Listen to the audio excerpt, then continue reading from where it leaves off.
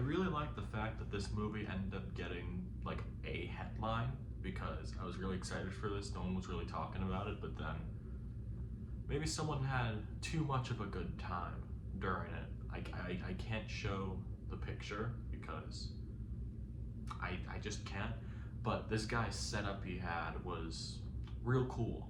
I'll leave it at that. Anyway, I recently watched Love Lies Bleeding. This is the latest movie from director Rose Glass. I'm pretty sure this is her second movie overall. Her first was Saint Maud. It was supposed to come out in April 2020, and that didn't happen. I ended up really enjoying Saint Maud eventually when I got around to it, like a year later when it came out because of everything shutting down for COVID. And it has a very special distinction in my mind. I don't think it's the best horror movie I've ever seen or anything like that, but it holds a very special record in that the last second of the movie completely changed my perspective on what the movie was about.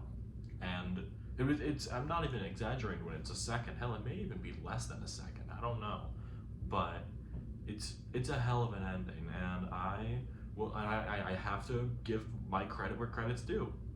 It helped the movie stand out to me, and put a mental check of like, oh, that's the Saint Maud director. I want to see what she's doing. Love Lies Bleeding follows Lou, a reclusive gym manager who falls hard for an ambitious bodybuilder named Jackie, who's headed through town to Las Vegas in pursuit of her dream. But their love ignites violence and pulls them deep into the web of Lou's crime family.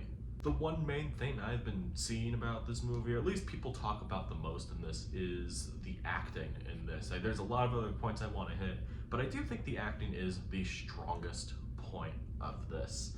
I do have to talk about the lead, Kristen Stewart, who plays Lou, and I was excited to see what she would do after Spencer, one of my favorite performances and movies in general of this whole decade, and it's mainly because of Kristen Stewart why I think that. Huge career turnaround in my mind, in that I hadn't really seen anything that she had done in between, like, Twilight and then some other things. I think she was in a movie with Jesse Eisenberg at one point, and then she was in a couple Kelly Reichardt movies, or maybe just one. I should have looked at all this, honestly. But seeing her in Spencer, and on top of getting nominated for an Oscar for it, really made me excited to see what she would do next. I didn't know it would take like 2 or 3 years up until to get to that point, but I know some people have said that this is the best performance of her career. I don't know if I'd go that far, but it's definitely number 2. It's very hard to top Spencer to me, but she's great in this.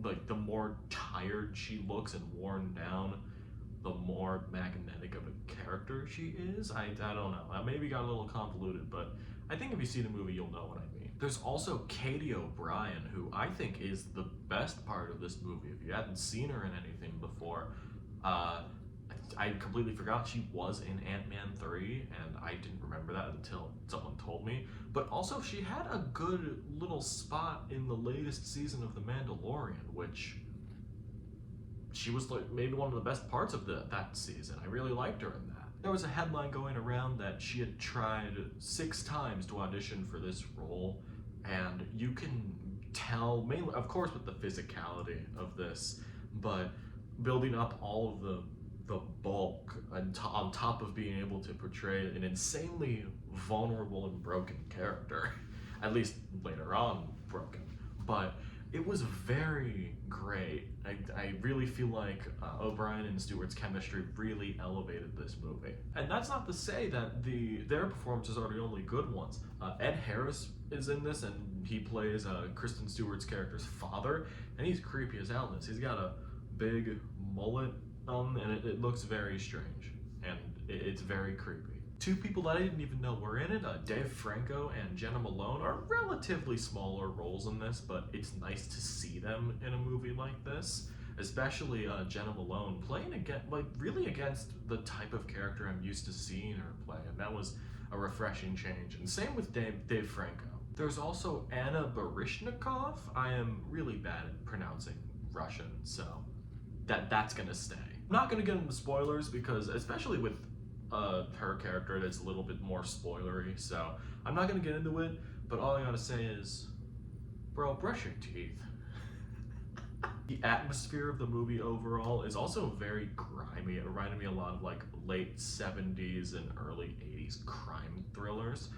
But actually, the one movie that did stand out to me the most when I thought of similarities was actually Eastern Promises by David Cronenberg, which honestly, I'm going to use that to segue into my next big point in this. Looking back on Saint Maud and now this has made me realize that Rose Glass, at least in these two features, is very Cronenbergian or Cronenberg inspired in terms of like what style of these movies is. At least in terms of Saint Maud, it's much more of a psychological thriller and a horror movie there. And I thought that really worked well. But with Love Lies Bleeding, it's very much a crime, neo-noir romance movie. And there's still those little beats of psychological horror and even body horror, which I didn't know about going into it. Maybe I missed that in the trailer. But I love that little punch of body horror that happens later in the movie, and it genuinely threw me for a loop. It feels like something David Cronenberg would do. And especially with the comparison of Eastern Promises, he's done a lot of crime movies, horror, sci-fi, all that.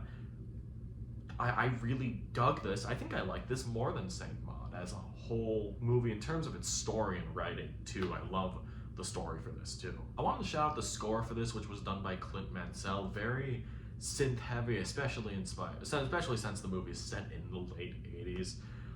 Especially with pretty much every like opening credits and ending credits scene, even the A24 logo, just being a blood red, just really set out the tone for this movie. Just you kind of knew what you were getting into, which I'm gonna segue into that again. I'm not gonna get into spoilers for this, but the ending is definitely very divisive. I think when more people see, I mean, hell, even the people that are seeing it now are mainly talking about the ending of like either that was really great or what the hell was that? And I'm stuck right in the middle. I have no idea how to feel about it, but then again, that little film bro itch in my mind is going off. It was like, I appreciate the swing.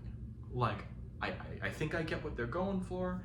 I am into it. It's not what I would have done, but hey, I'm not the writer. I'm not the director, and I appreciate the like.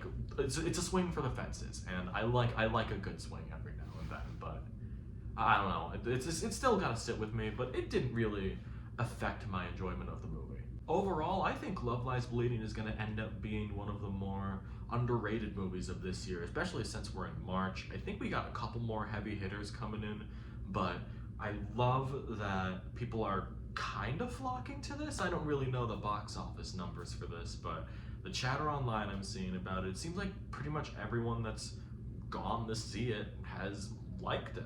The story is great, and the overall look and the grimy, dirty, and filthy atmosphere of this movie really adds to it. I think Kristen Stewart and Katy O'Brien are great in this, especially when they play off of each other, which is a huge chunk of the movie. Whenever they were on screen together, it was really great. Again, I think the ending's just a little wonky, but that is very much of a more divisive ending that I'm still sitting on the fence for.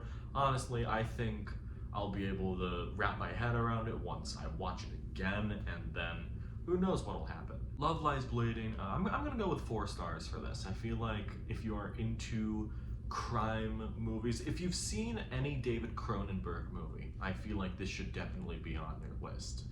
This definitely makes Rose Glass a name to watch now, and it feels like Saint Maud wasn't a fluke, which I'm glad it wasn't a fluke, because we wouldn't have gotten this. It's admittedly very strange that we have gotten 2 lesbian road movies within a month of each other. I still gotta watch Drive Away Dolls, but I don't know. Happy coincidence, I suppose.